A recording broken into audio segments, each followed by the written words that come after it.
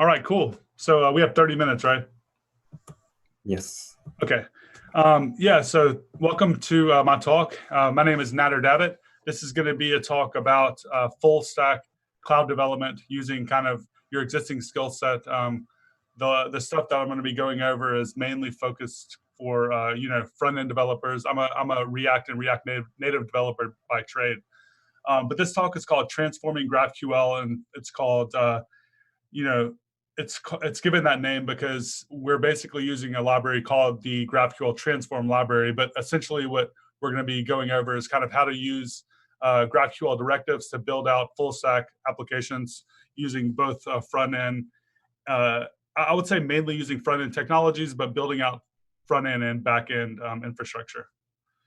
So this is going to be four separate sections. We're going to do an introduction to some of the technology that I'm going to be going over. We're going to look at how to do data modeling using this library.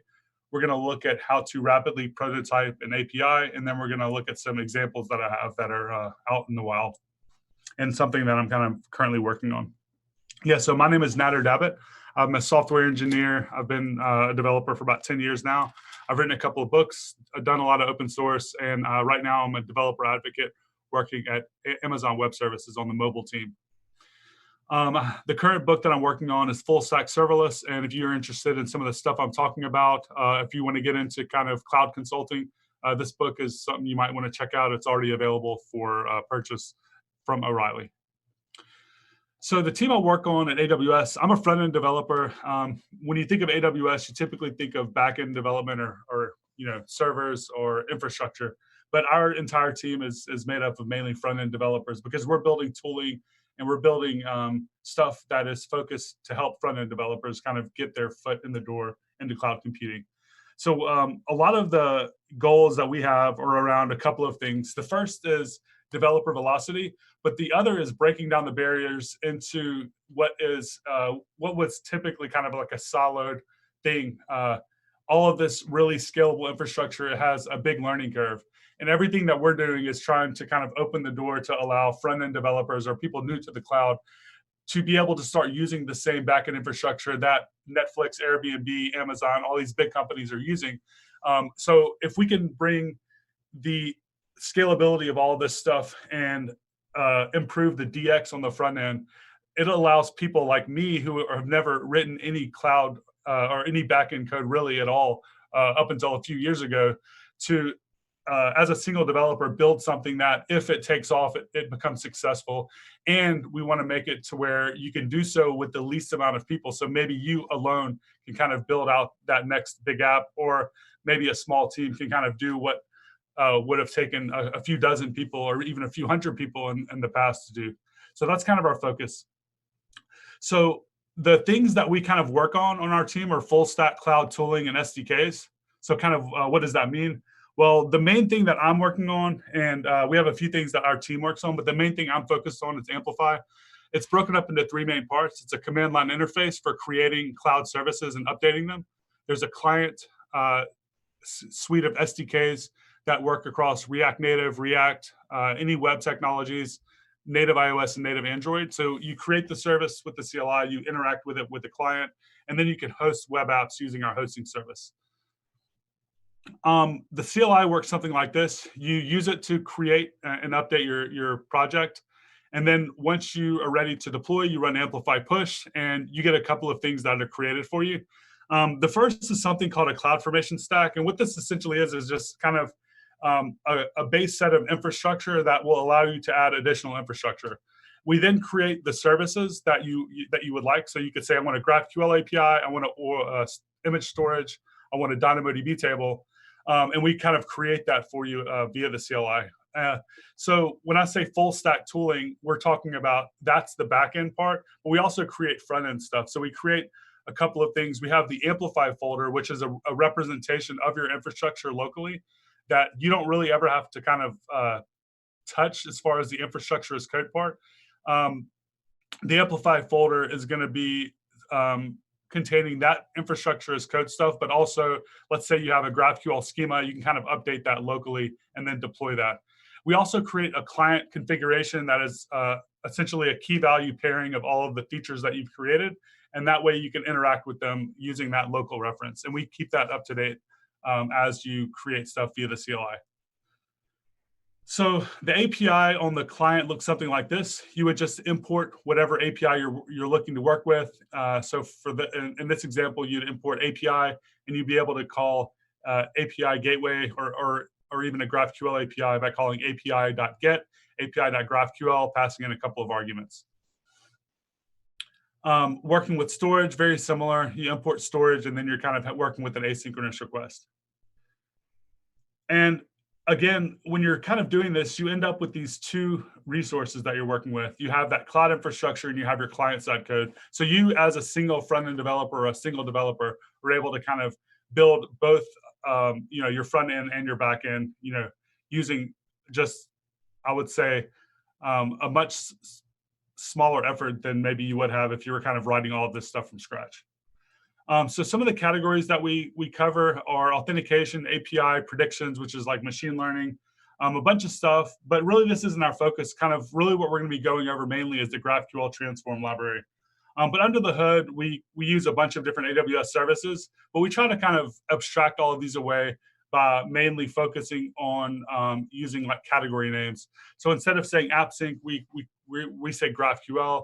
Instead of saying S3, we're talking about storage, so on and so forth.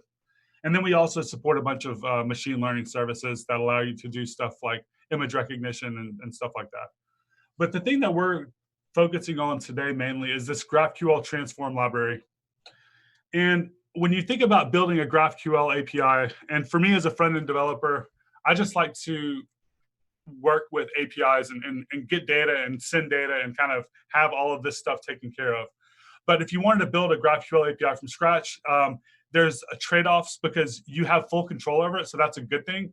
But the bad thing is that you have to kind of build everything from scratch. So, considerations you would take into consideration, I guess, would be: do you want to build this every time? Sometimes yes, sometimes no. But when you build an API, you need to create your GraphQL schema. You have to have all of your types. You have to have all of your operations defined. You have to create the resolvers that map from those operations to your data source. And you need to have your data source, and all of this needs to kind of be maintained. You also have to consider stuff like scalability and authentication and authorization, which is a whole another discussion in and of itself. The GraphQL transform library is kind of a layer on top of our managed GraphQL service. So we have a managed GraphQL service. It allows you to just spin up this backend. And then we have layers on top of that that allow you to add additional functionality. And that's kind of what the GraphQL transform library is. And it allows you to kind of take your GraphQL schema, add directives to it, and then we take that and we deploy infrastructure as code based on your GraphQL schema. So when you're thinking of traditional infrastructure as code, you might be thinking of something like CloudFormation, SAM, serverless framework, or even now CDK, where you're writing TypeScript. We're doing something similar, but we're doing it as a CLI-based approach. So you're kind of working from the CLI, and under the hood, we're doing this. But with the GraphQL transform library, it's kind of a combination of this. So we go ahead and have that base, infrastructure as code. Then you have your GraphQL schema, and you're adding new functionality into your schema. And then we run a build. And when we run that build, we're actually then creating those resources based on your schema. So some of the ones that we support are right here. So we're not going to go over all of these, but a couple of really interesting ones that I see people taking more and more advantage of are at function and at HTTP. And these allow you to kind of create a GraphQL gateway, API gateway, and port over microservices into your GraphQL API without a lot of work. So an HTTP transform would be like taking an existing REST endpoint and having an HTTP resolver. The at function would allow you to kind of have a function as a resolver, and in that function, you can do whatever you want. So those two things alone kind of offer a ton of flexibility. But the things we're going to be focusing on today actually are at model, at auth, and at connection. So at model is kind of the core of the GraphQL transform library. You can take a base type like a product, and then you can create all of the things you would need for a GraphQL API. So using at model, we would then create the create, read, update, delete operation definitions for you in your schema. We would also create subscriptions for the mutations. So we would create a subscription for on create, on update, on delete. And then we actually set up the infrastructure for those subscriptions, and we provide the client. So you don't have to write any of that code for subscriptions and WebSockets and stuff. We also have customers that have scaled this out to tens of millions of connected clients. So you don't have to worry about if you end up having like a large scale application, is it going to work? Yes, it will work. What happens underneath the hood again? We create that CRUD and list schema. We create the DynamoDB table. We create the resolvers. So not only are we creating that schema, we're also going to create a product table, and we're going to create all of the resolvers that map between the CRUD operations and the table. And DynamoDB, if you're not aware of it, it's kind of like a really scalable database. They say it scales infinitely. It's what powers Amazon. I've heard of just recently, a single table, even a single index, being able to manage tens of millions of operations per second. So it's kind of one of those things that you would be able to set up, and you would, if you ended up hitting that massive scale, it just works. So the other one we're going to look at is @auth, and @auth allows you to define authorization rules. So a very common scenario is you need to define ownership to an item. You want to be able to say, if this person created the item, only they can read, update, or delete it. You can do that pretty easily. You can also pass in multiple authorization rules. So you might have a owner rule, an admin rule, and a public rule. And each of those rules would have their own kind of sub definitions. By using this @auth directive, we can define in our own specific DSL. And then under the hood, we're going to kind of create those resolvers that map that functionality to your API. And then you can then take those resolvers and modify them yourself to kind of add your own business logic if you'd like. So this is kind of an example of a combination of public and private access. So if you think of something like a blog, you might want to be able to allow the people that created the post to be able to update them, but then you might want the public to be able to read them. You could set up a rule like this, and that would kind of set that up for you. The next one we're going to look at is @key, and this one's pretty interesting because one of the really powerful things about DynamoDB is this idea of global secondary indexes, or really just adding additional data access patterns on your table. By default, the @model is going to give you two types of queries. You're going to be able to query by ID, and you're going to be able to scan or list. You'll be able to basically say, I want all of the inventory. But in addition to that, if you need additional access patterns, you have to use @key. And @key is pretty interesting because you can pretty much set up a combination of access patterns on any field in your site. So let's say we wanted to get inventory by product ID. We wanted to get inventory by warehouse ID. We wanted to get inventory by amount, or we wanted to use a combination of those three, or we might even want to create some type of search. You can do that by kind of setting up different columns that you'd like to be able to query on. So in this example, we're basically saying we want to be able to query by warehouse ID, and that way we can get that selection set of only the inventory in a specific warehouse. And this is a very performant operation. So I'm going to kind of do a challenge. And I've done this before, and I've kind of modified it a little bit for this talk. We want to create an API that has all of the following features. We want to have the API, of course. We want to have the schema for all of the different operations on the API.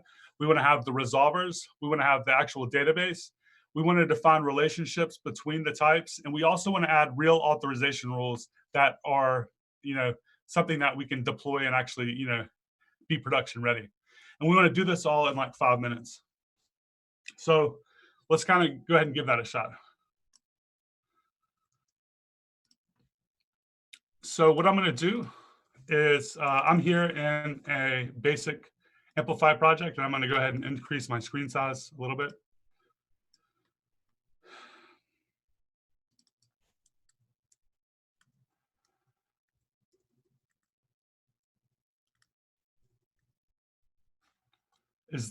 I think that's decent size for everybody to see, hopefully. Okay, so I'm in an Amplify project. Maybe I'll bump this up just a tiny bit. Make sure everyone can see it. Okay, cool. So what I have right now is a Amplify project with authentication enabled, which is, using Cognito, which is kind of like Auth0. It's a managed authentication service. What I want to do is I want to add an API. So I'm going to run Amplify add API. We're going to choose GraphQL. We're going to give the API a name. We're going to choose the default authorization type. For me, that's going to be this Cognito, which is the managed auth service. I can then configure advanced settings. So I might do that. Let's go ahead and create some additional settings. And we're going to configure an additional auth type, and we're going to create API key as the auth type. So we want to be able to have like private and public access. For the key, I'm going to give it a name of public. I'll set an expiration date, and I will not configure conflict detection. So at this point, we have our base set up. Now we're going to need to work on our schema. If we already have a schema, we can reference it here, but we don't. If we want to have a couple of GraphQL boilerplates, we can choose yes to kind of check those out. I'm going to go ahead and just take anything because it doesn't really matter. I'm going to be kind of creating this from scratch, but you can do either a to-do app, a blog app with relationships, or a project with fine-grained access control with authorization and stuff. So I'm going to just take the single object with fields, and then we're going to go ahead and edit this.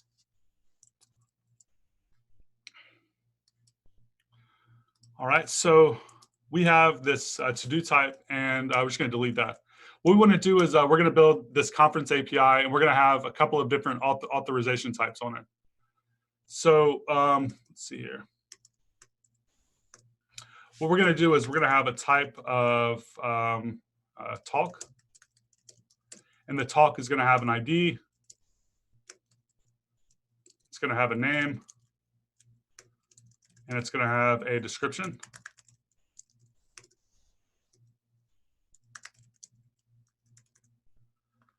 All right, and then we're going to have a type of comment. And we're going to add that @model directive because we want the talk to have a database and the comment to have a database. And we're going to have, the comment is going to have like a message. And that's about it.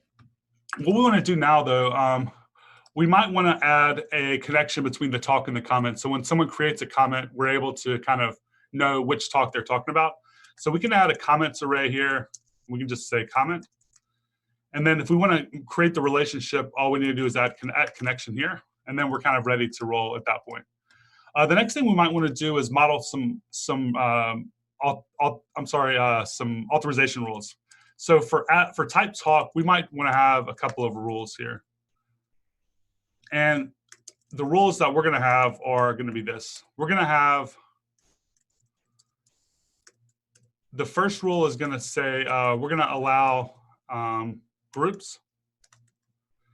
And we want to make sure that only an admin can create a talk. So for the groups, we're going to put an array and we're going to pass an admin. And we also want to be able to make sure that everyone can actually read these. So we're going to say allow public. And for the operations, we're going to say read. And that way only admins can create, update, or delete, but everyone can read. I'm going to copy this rule set, and we're going to go down to comment, and we're going to add a few rules here. We still want to keep this public because we want to allow anyone to read a comment, but we now want to allow only the owner of the comment to be able to update or delete the comment. So let's say I create a comment, I change my mind, I might want to modify it, but I don't want anyone else. So I can just say allow owner.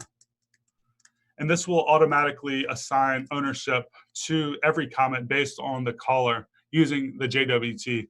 And the group access is also read off of the JWT. So we have a talk, we have a comment, and we have our relationship between the comments and the talk created, meaning we can query for talks, we can query for comments, but we can also query for talks, comments on talks. We can also make sure that we only allow admins to have access to create, update, or delete, and then anyone can read. So I kind of want to make sure this works. So let's go ahead and test this out. The cool thing is we don't actually have to deploy this to test it out. We can actually run Amplify mock API and mock this locally. And this is going to create a local mock server. We're going to first introspect the schema, make sure that everything is valid. Then we're going to create two tables locally. We're going to create a talk table and a comment table. We're going to then do GraphQL code generation based on our schema. So we're going to create all of those operations locally. If we're using TypeScript, Flow, or JavaScript, we can kind of choose those. If we were in a native iOS or native Android project, we would be using the language targets of choice for those platforms. For the file pattern, it doesn't really matter for us. We're just going to we're not really using the client code anyway, but let's say you wanted to put it in a certain place, you could choose that. I'm going to choose all of the operations, and then I'll choose the default statement depth of 2. Now we have a graphical editor running against our local database, and we can test this thing out. So here is our local test environment. And what I want to do is I want to create a new mutation. And I want to create a talk, and I'm going to have a description of GraphQL is great, and then the name is the name of my talk. So let's give this a shot and see what happens. Uh-oh, we're not able to do this, and that's correct because we're not an admin. We only are allowing admins to do this. So our authorization rules are working so far. Let's now make ourselves an admin. And I'm going to define who I am, and we're going to go ahead and give this another shot. We create the talk, it's successful. Because we're an admin, we're able to do that. Let's go ahead and update the auth again and log in as someone that's at the event and that just wants to create a comment. We're going to go ahead and create a new mutation.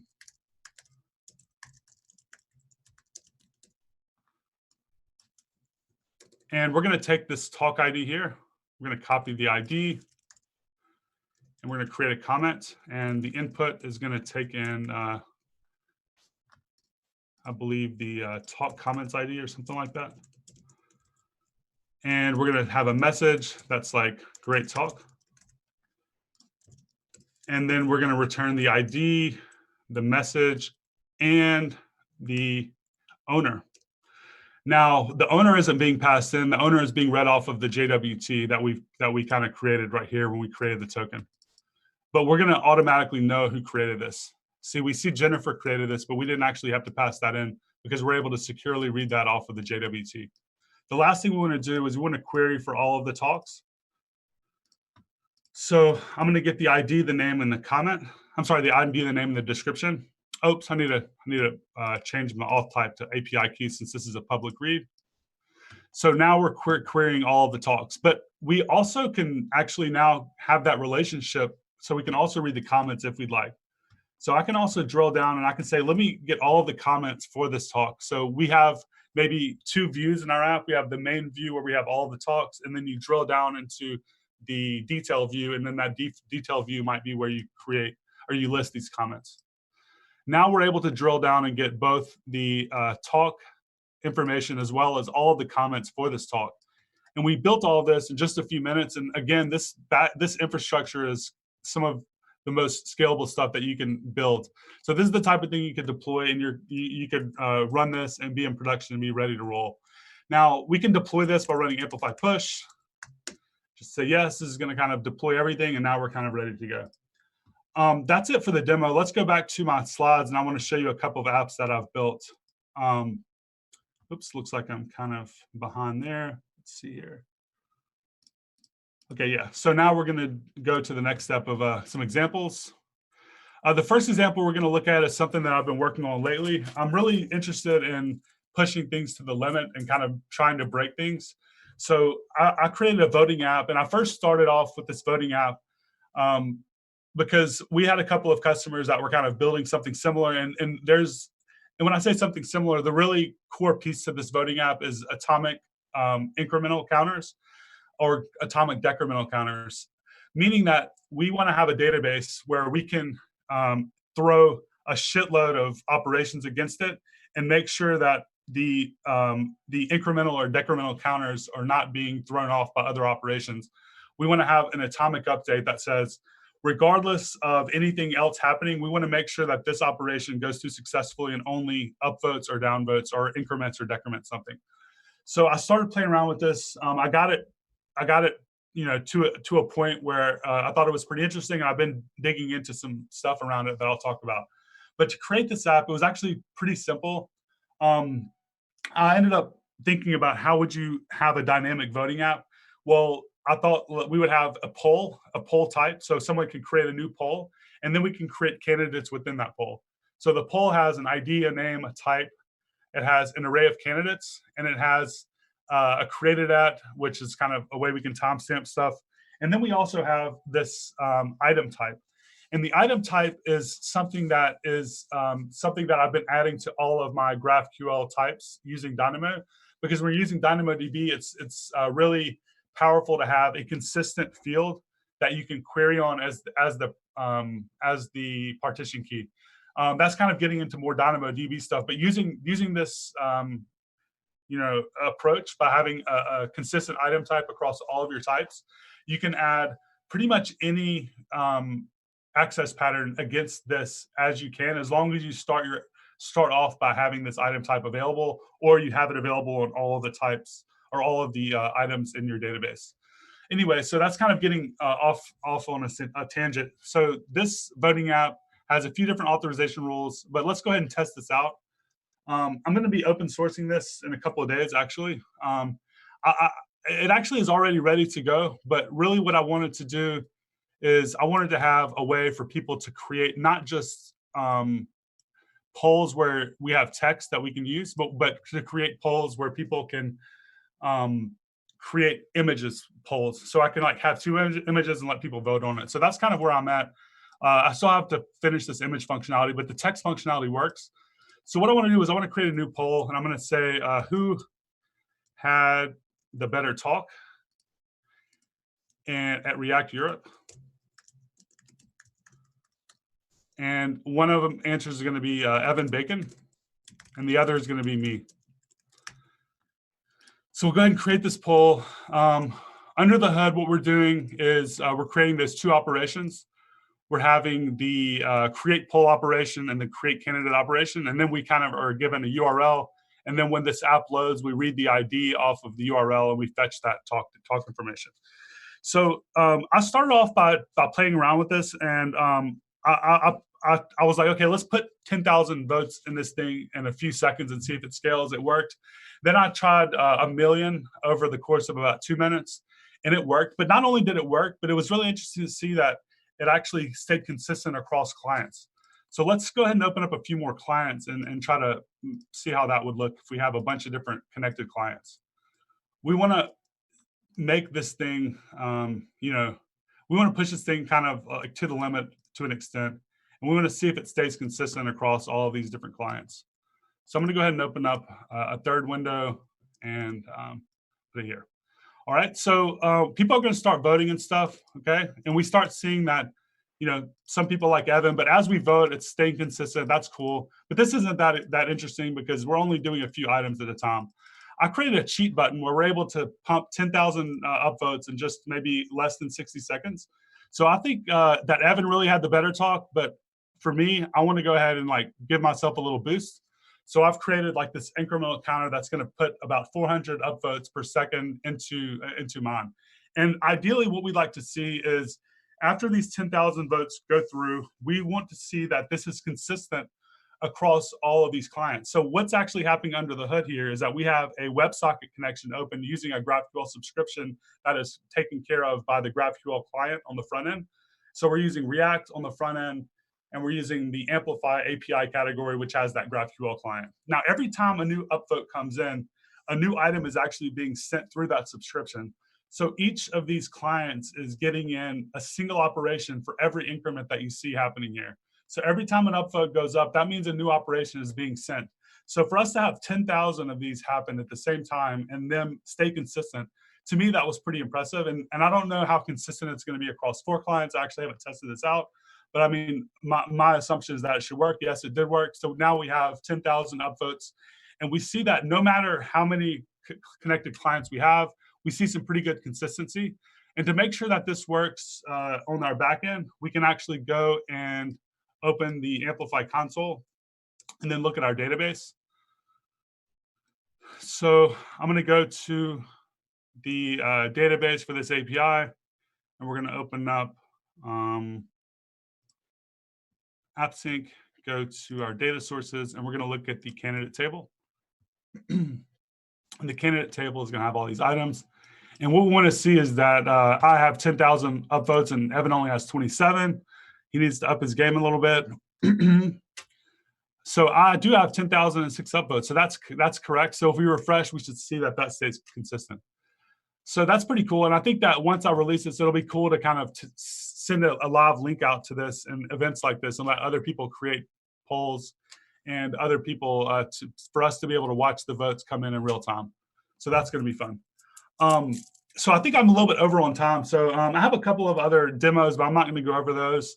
One of them is located at pixelme.dev. And it's just kind of a way that you can create a real-time drawing application. And actually, I need to kind of create a duplication of this and then test that out here, where you can pretty much kind of like draw in real time.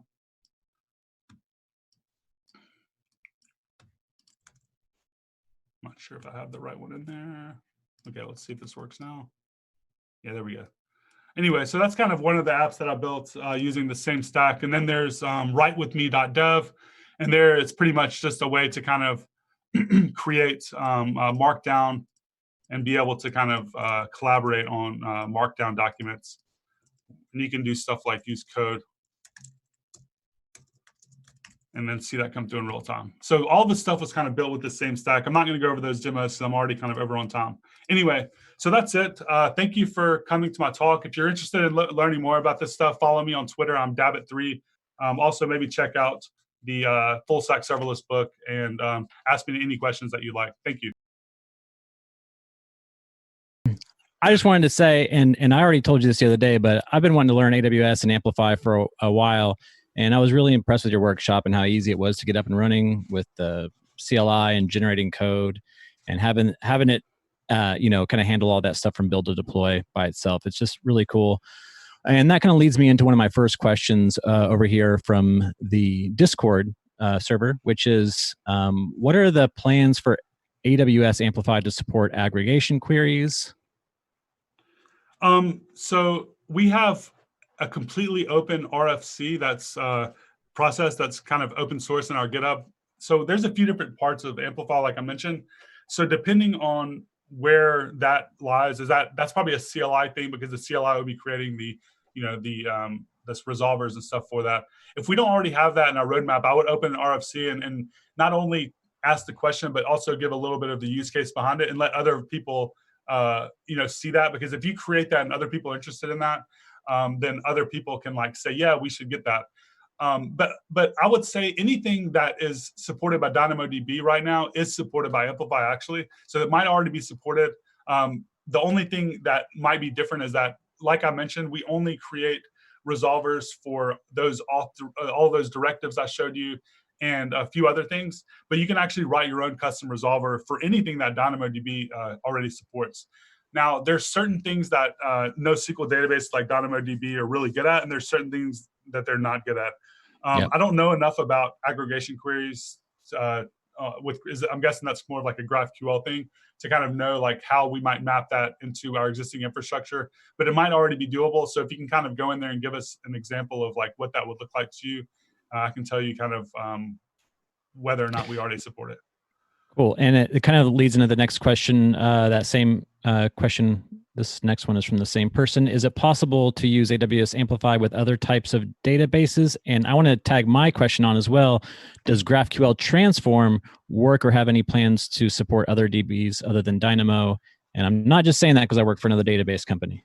No, totally.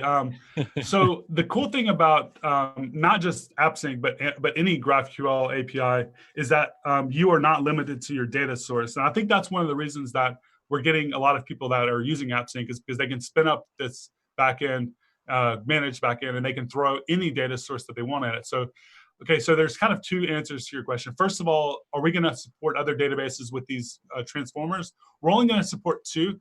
One of them is DynamoDB, and the other one is Serverless Aurora. But we also support, and Elasticsearch. But we also support, we can't kind of create all of this boilerplate to map to all these DBs. But what we are seeing is that people bring in this AppSync as the API gateway, and then they need a bunch of different databases for different things. So they might need a graph database, they might need MongoDB, they might need Elasticsearch, and what they can essentially do is just map all of their operations for those DBs into a Lambda function, and then in that function you can do whatever you want. So you get all of the stuff from DynamoDB, but you're then able to bring in Mongo, you're able to bring in whatever. And that's not just an AppSync thing, but of course you can do that with any GraphQL API. I think the flexibility though that AppSync brings in is that it's all already kind of stuck together, and that it's not going to break because it's built using this serverless infrastructure. All right, I want to get 2 more questions in real quick. Can GraphQL transform expose an existing database over GraphQL without having to write a middle layer manually? Not yet. Second, are there any plans to be able to use Amplify with CDK instead of CloudFormation? And the reason they ask that is because most of their infrastructure is in CDK today, but they will still want to use Amplify CLI and not write Amplify CDK constructs by hand. That's on our roadmap, yes. And that's something that I'm pushing for because I really enjoy, I really think that CDK and serverless framework are better compilation targets for our type of developer. Like me as a front-end developer, I understand TypeScript. I understand serverless framework better because it's a higher level abstraction. So I'm pushing, and that's something that's on our roadmap to add serverless framework and CDK. I just don't know when that's going to happen. Cool. Now, before we go, just again, check out Natter's book. I posted the link over in the YouTube chat. And I wanted to highlight, I think, a funny comment that we had in there, which was someone just said, "Welcome to web development in 2020, where the front end is the back end and the back end doesn't exist." All right. Well, yeah, let's do it. All right. Over to you, John, for the next speaker. Thank you very much, Nader. Thank you very much. Yeah, thank you very much, Nader, for the talk.